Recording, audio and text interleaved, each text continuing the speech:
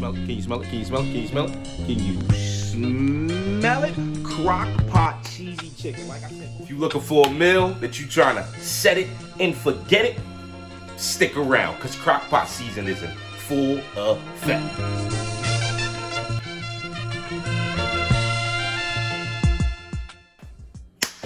Alright, YouTube, we back. Hey, it's still crock pot season. I woke up this morning and the temp said like 30 degrees outside. I'm like, what's going on? It's March. It ain't supposed to be this cold. So since it was, I said, say less. We crock potting today. I got another banging video for y'all. Another crazy, easy, wild, delicious joint where you can literally spend 30 minutes getting it popped up, throw it in, set it and forget it for 6 hours, come back, do another 30 minutes at the end, and you're going to have a crazy meal that every gut body is going to appreciate. Hey, as usual, make sure that you get something to drink. Today we sipping on a little West Indies rum punch. Every time I go back home to the islands, I make sure I bring back some of that West Indies rum punch. It hits something crazy. So when you're cooking with me, make sure you're sipping with me. If you haven't seen the last video, make sure you click the card. We got busy in the crock pot with the crock pot pasta, crock pot spaghetti vibe. This time we switching it up with a little chicken vibe. Get you about 2 pounds of chicken breast. You need 2 husky chicken breasts, right?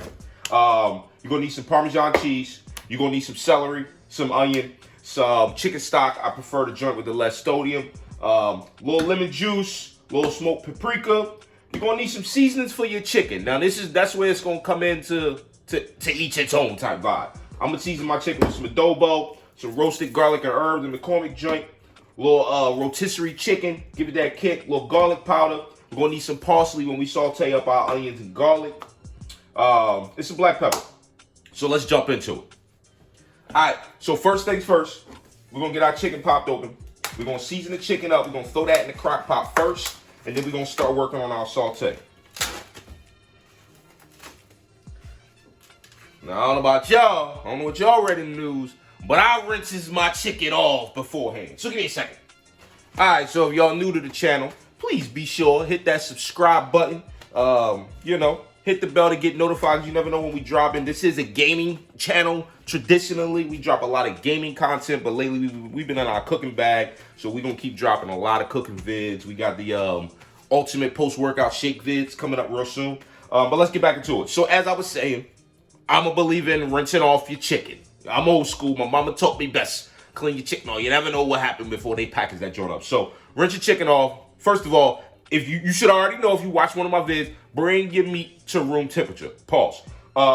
Bring your chicken up to room temperature. It's going to absorb the seasonings that much better. So room temperature chicken, rinse him off, pat him dry. We're gonna season this thing up, right?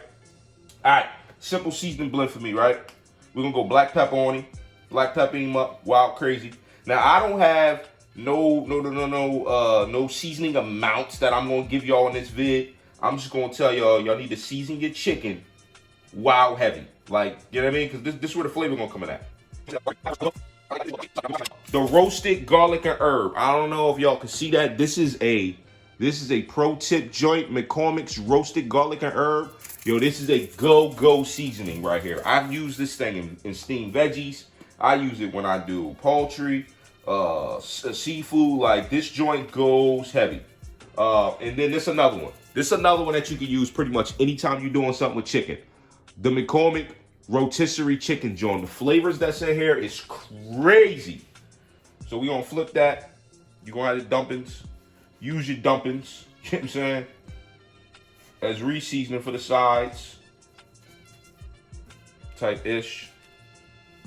And then we're gonna do the top the same exact way. Black peppering. This one was sitting on a wild stubborn angle. Now you could do this with like 3 chicken breasts, but it all depends on your crock pot. I like to have 2 big ass chicken breasts. So that way they're gonna take up most of the crock pot, and then you're gonna see when we shred this chicken up later, it's gonna shred up perfectly. They've cooked perfectly because they have room to breathe. If you put three chicken breasts in that crock pot, they might not have enough room to breathe. So that's the reason why I use 2 fat ones. I always look for, Purdue usually have them packaged up pretty good where you can get 2 fat ones that come out about 1 pound each. You want about 2 pounds of chicken. If it come out to 1.5 pounds, that's cool too. But 2 pounds is the standard of what you're looking for. If you can get 2 pounds, 1 pound each for each chicken breast, you're gonna be in business. All right, and then we just gonna shake right on, roll that joint.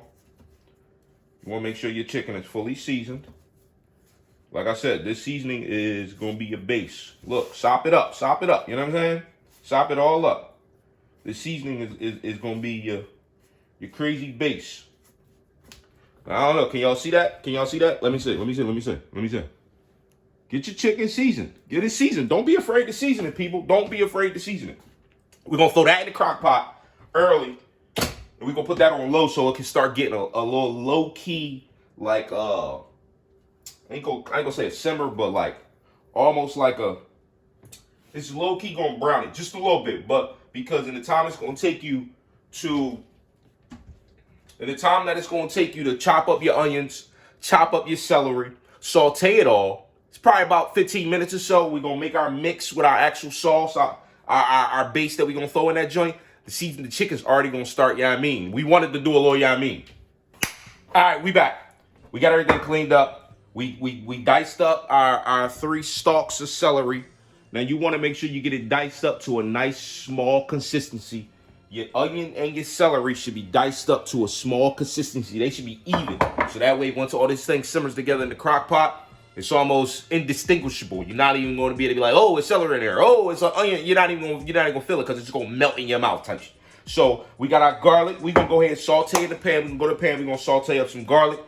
About a tablespoon of butter. You know what I mean? A little splash of lemon juice for the flavor. Onion.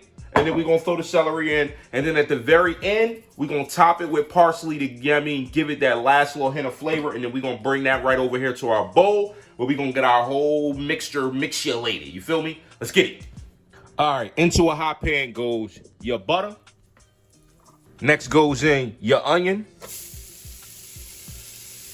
Next goes in your garlic. Do about a teaspoon. Little teaspoon, you know what I mean? That usually come out to a clove. Clove goes in next. Bang. And you're gonna want to get that sauteed a little bit before you put the celery in. The celery cooks a little bit differently. So you want to get your onion and garlic popping with that tablespoon to 2, about a tablespoon and a half of butter. You know what I mean? Give it the flavor you need. We're gonna go ahead and hit that with a little lemon juice. Not much, just a little bit. And then in goes your celery. And as you can see, we're going for that consistency. We want the consistency. We want everything to be of consistent size. Then we're going to get this sauteed up real good. Get all them flavors popping together. All right. Once you got your onions, your celery, your garlic, your butter all together in there, you want to top it off with some parsley. Not only is it going to give it that immaculate color, but you know, parsley is an opener. It'll open the flavor up crazy. And you want to put it in at the end because, you know, parsley burns very easily. So throw it in at the end. Get them all together.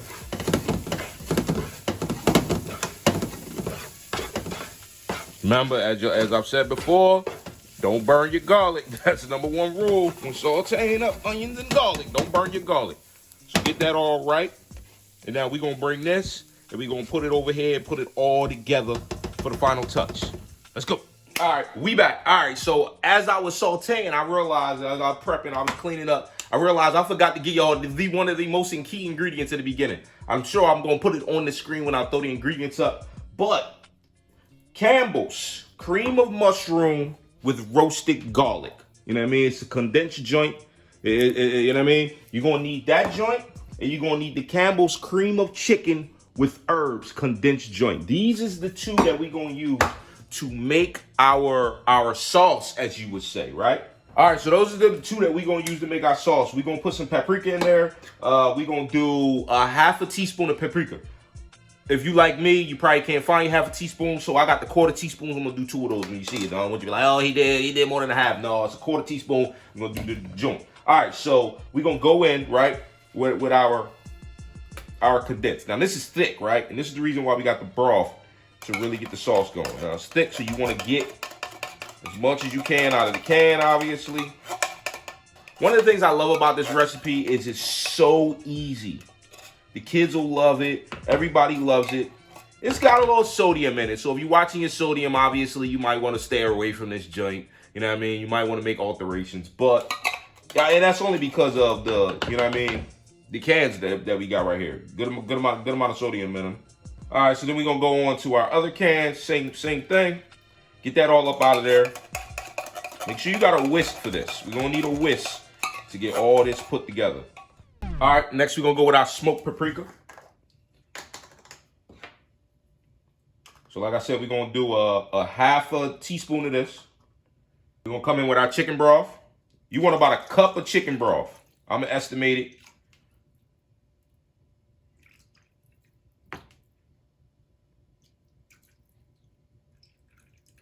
And the good thing is you can use a little bit more chicken broth if you want. If you want your, like, if you make this and you want the sauce to be a little looser, you can use a whole can if you want.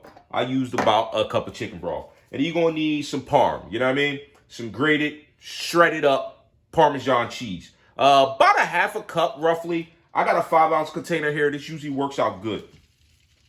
We're gonna get that all up in there. Now we're gonna get ready to start mixing that before we bring our onions in. Now the color might look crazy to you because you know that paprika, it gives it that crazy red, but trust and believe, this is the way.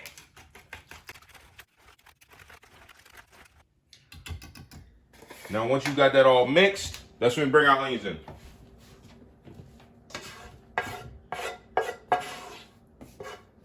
And bring your onions in. Then we're gonna do one more mix. And then this thing is ready to go into the bathtub with the chicken. You feel me? Ready to go into the sauna with the chicken. Now, when you finish this, it should be thick, but at the same time, it should be loose. It should be a loose. You get what I'm saying? You see it? It should be loose. It should be thick, but it should be a nice loose consistency. Because what's going to happen is that chicken is going to absorb it, and then when we get ready to shred the chicken in about 6 hours, you're going to see what happens next. All right, so all we're going to do is we're going to throw our roux, essentially, is what we made. Obviously, we got the cream ups in there, we got the broth, we got the Parmesan cheese, all the flavorings, all in this roux. We're going to throw this roux directly on top of your chicken. Your chicken probably been on low, probably for about 30 minutes now. The bottom of it is starting to get a little sear to it. If I flipped it, I would show it, you would see it, but I don't need to do that. We're going to throw the roux on top.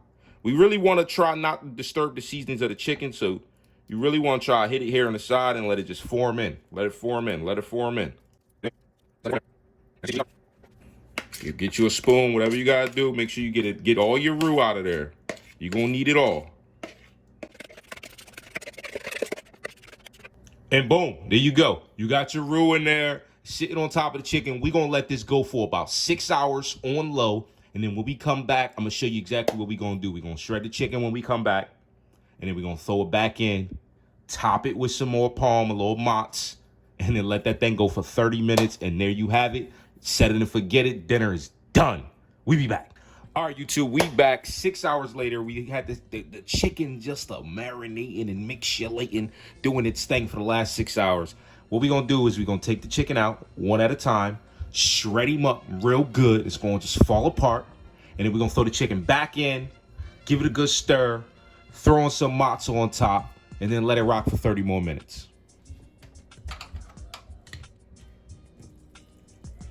Woo! Now, you probably gave it a stir or two during the 6 hours. I probably should have mentioned that earlier in the video, but I'm sure you could have figured it out. Give it a little stir or two. You can see it's got a little, you see that, all that red oil base? That's from that rotisserie chicken seasoning and all our saute just working. So we're going to pull one of these joints out. And unfortunately, yep, there it is. It start falling apart as soon as I grabbed it. That's how crazy the chicken breasts start going. So we gotta be real careful because it's falling apart as we grabbing it. And we really want to get a good shred in. We don't want to try and do it in the pot. It's best to pull it out. Then you'll have a better chance of shredding it properly. So you don't really want this to be real chunky when you scooping it out. You want it to be shredded up good. So now we just gonna shred this up. And as you can see, it's just, look, you can do this with a fork. You know what I mean? That thing's just gonna come right apart. It's just gonna come right apart. They've been in there for 6 hours. It don't take much. You just really want to get it all pulled apart. When you start stirring it after you pull it apart, it's going to break down even more. This is the plan. All right, so you can see we got that thing shredded up real good. So what we're going to do is we're going to gently start putting all that back in the pot, and then we're going to pour the other chicken breasts out. So let's see if we can do it nice and evenly. Now you could, if you had a big enough container that you was doing it in, just pull both out at the same time. But, you know, I'm working with what I got, and this is what I got. So I'm pulling one out at a time. Shred it, and then throw the other back in. Look at that, look at that, look at that, look at that. The chicken is just immaculate. You got the mushrooms all in there. The sauce is popping. It's almost like a little pulled chicken meal, right? But it's not, it's better. Oh, it smells so good. I wish I'm gonna have to invent the smellometer, you know, the smell-o-vision or something. I just wish you could smell it as I'm getting busy. Then you just want to stir this all in. Now, as of right now, technically, this pot is like done. Like you could really go in right now, serve it over some rice. But to kick it up to another notch, this is where you want to top it. And you got an option here. That's what I said at the beginning of the video. This is one of those dishes that you can really, you can play with a little bit. You know what I mean? You can do different things. So you could throw some more Parmesan on top to top it. You could throw some mozzarella on top. We're going to go with the mozzarella. We already got the parm all in the dish. So we're going to go mozzarella on top. Don't ask me the measurement because I don't know. We're going to go with the eyeball test. We want it to look good. You feel me? You want to cover it so that it's fully covered. And this is all for the top melt. And then when you scoop it out, that cheese is just going to be crazy. Crock pot cheesy chicken is in full effect. You see it, right? Let's get in there. Let's get in there. Crock pot cheesy chicken. We're going to throw that lid back on now for 30 minutes. Still on low. And then when we come back, we're gonna go ahead and top that thing on top of some, we like to do a whole grain brown rice. You know what I mean? A little mixed veggie, however you want to do. We probably gonna do a Normandy blend, get you a nice biscuit, nice buttery biscuit to go with it. And your thing gonna be crazy. We be right back. All right, YouTube, we back. We done finished it up. Tell me, can you smell it? Can you smell it? Can you smell it? Can you smell it? Can you smell it? Crock pot cheesy chicken. Like I said, go ahead and pair that up with a little Grand's honey butter biscuit. Get you some Normandy, you know, a little broccoli, a little cauliflower, a little carrot. However you want to do it. Pair it up. Taste that. A little brown rice. Oh my goodness. There it is. Crock pot cheesy chicken. Put it on, set it and forget it. Family gonna love it. It's a vibe. Be sure to tune in next time. Until next time.